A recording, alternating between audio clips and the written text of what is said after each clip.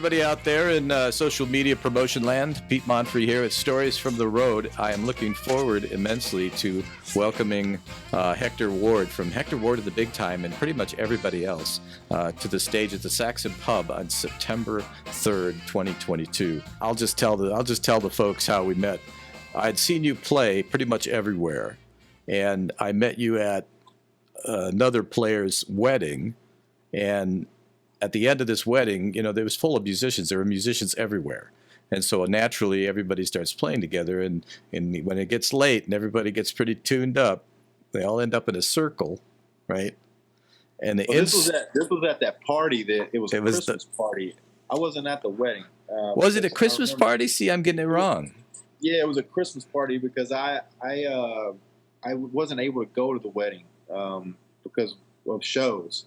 Oh. And stuff had already been booked, and I couldn't get out of it. So I wished that I would have been at the wedding, but no, it was a Christmas party. A Christmas party, yeah. So, after they had been married, but you're close. So the musicians being up at 2 a.m. in a circle, being hammered and playing, is actually a pretty common thing. They get them all mixed up. Yeah, it was just another night.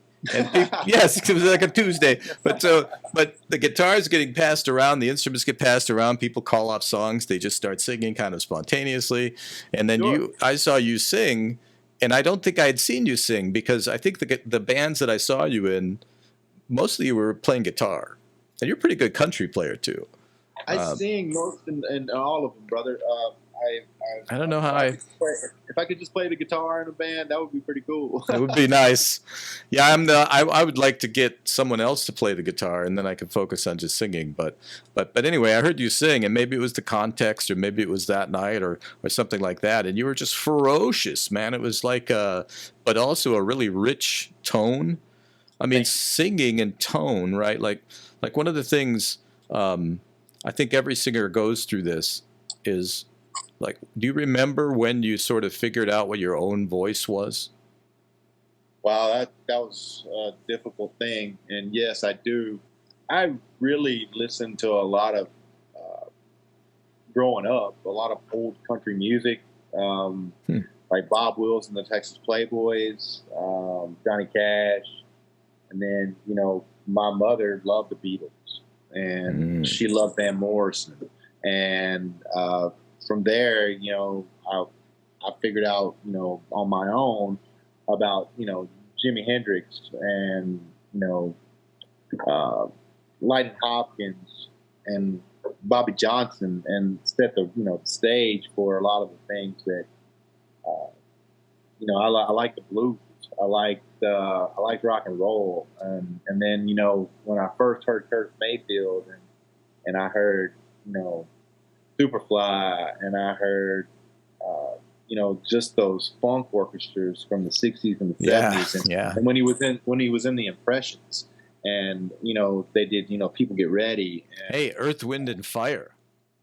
Just from a badass band perspective, whether you like their music or not, holy shit, right? Yeah. And so, you know, and you have that sound, you run that huge band. And have the horns and the percussion and the whole 9 yards. And you kind of... These days we're only running 7 strong, man. 7. Oh, well, that's...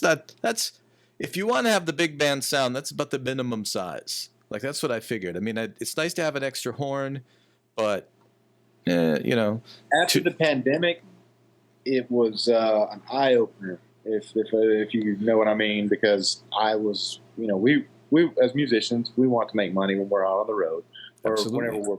We have to. So, that's something people don't understand. You have to. There's economics. Yeah. I figured bare bones, you know, the best, you know, 3 horns, you know, and 2 guitars. Bare bones. And go from there, you know. That's bare bones to you. I love that. Well, if I had to, I would have two horns and the rest, you have to have 2 guitars or a piano. But I've never had really keys in the band except for, you know, in Fly Curtis. And then the Honeysuckle Sage Riders is another band that we started up in 2019. And I saw that one. With Mark Epstein and Guy Forsythe in that? Guy was in, Guy's in it, and Jessica. And that was a badass band.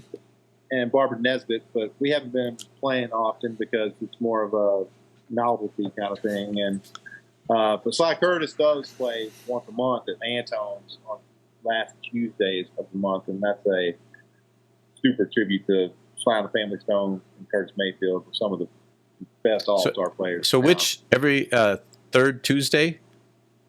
Last Tuesday. Every last Tuesday at Antone's. So, yeah, I bet that's very cool. You know, so when I say you played with everybody, I mean, I'm serious. It's like if you go to what's your website? hwbigtime.com. hwbigtime.com. You can see under, you know, the about the band, you know, you just really play with everybody. And a lot of people that I also played with and know and have been friends with for many, many years. And it's funny that we never met, but Gary Clark, Black Joe Lewis, Ruthie Foster, Alfred Milligan, Eric Tesmer, Shiny Ribs, Tommy Taylor, Van Wilkes, Tommy Shannon. You know, these are all the people that really shaped my musical, you know, I'd say Delbert McClinton, Room Full of Blues, Louis Jordan, early Ray Charles, I like the earlier stuff. And when I think stripped down, I think, you know, guitar, bass, and drums, you know, and the drum kit is really small. Like that's the world I come from, is probably more blues and jazz, where it's like those fuckers are lazy, man, you know, and they're shit.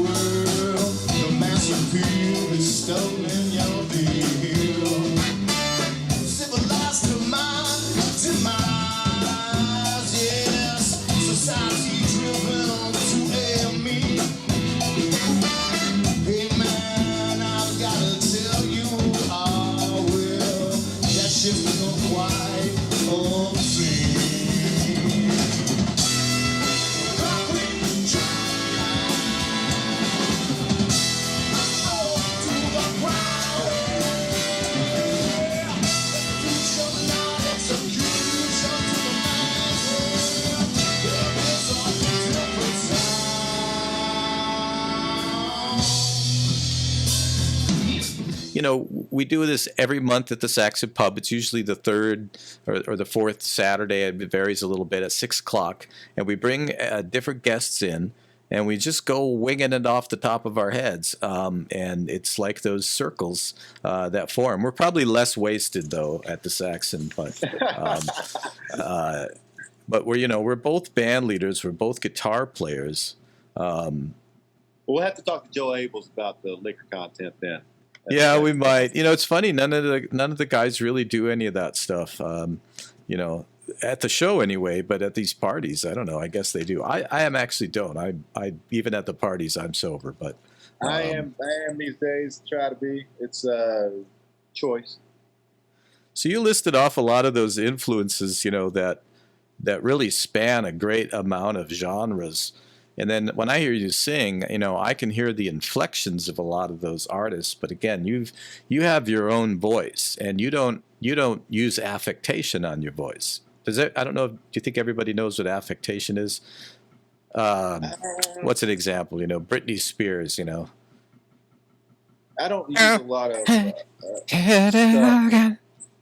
No, that's my voice you're hearing. My raw voice. It's just you. Is that when I tried to sing like someone, and I could, it was really just where is my real voice? How do I sing? How do I sing like Hector? Like you were saying, you know, how do you sing like Pete? And your friend told you to sing like Pete Monfre. Sing like you would sing it. How would you sing it? And then you start to, and then, you know, as I've gotten older, I've had to learn some technique. I didn't have a lot of technique before. I was a bellowing, you know, dance hall type shouting singer. When I started the big time, I was always looking for a singer, and I kept telling her, "Hey, you need to come sing with me." And we're so good together on stage. Carrie's Carrie, you know, and she's only way to say it is she's white chocolate. She's a dancing machine. She's a dancing machine. She's something else, and she's a star. just like a lot of, you know, Austin artists don't really get the recognition I guess some really should get, and she's one of them because she's spectacular. And there's a lot of just so many talented humans and musicians in this town, and it's just a pleasure to live here. Well, you have to get out of a competitive mindset if you come to Austin. I mean, it's not a competition at all, and it's like the beauty of it is when all this talent gets together and the focus is on the ensemble and not the person, you know, or not any particular soloist, but on the overall sound, and that's achieved. We're talking big bands here, right? It takes a leader that has the vision of what he's trying to achieve, and then to manifest that vision is a huge feat, actually, and I don't think people really realize that. It's not like a garage band where you're kind of drinking beers and in the garage. At some point, you're like, "Hey, I'm looking to get this type of sound," and then you realize I need 10 freaking guys, you know. And you need professionals. You need people who are you know, can play these types of songs, and that, you know, I mean, if you look back at some of these funk musicians back in the day, they were coked out of their gourd and, you know, drank so much whiskey that, but they were playing that fast funk, you know, and they were locked in the groove, even being, but you know, they were great musicians. See, that's the thing, and you have to you know, if you reproduce anything like that, if you even try, like, per se, to do a Pink Floyd cover band or an Allman Brothers cover band or a Five Stone or a Curtis Mayfield cover band, you better get the best guys you can, because those guys are great. And well, that's the way there's a practical part of that too, is they're so good it's easier. Well, it's like everybody does their job, and it's really cool when it all cohesively comes together. Yeah, I think it's awesome, and I think we're going to have a blast. It's September 3rd at the Saxon Pub, and we're going to be with Hector Ward and Mark Epstein and Adam Pryor on the keyboards, me and you. I don't think I left anybody out. If I did, I apologize in advance. But I appreciate you doing this, and this will be fun. I appreciate you inviting me, man.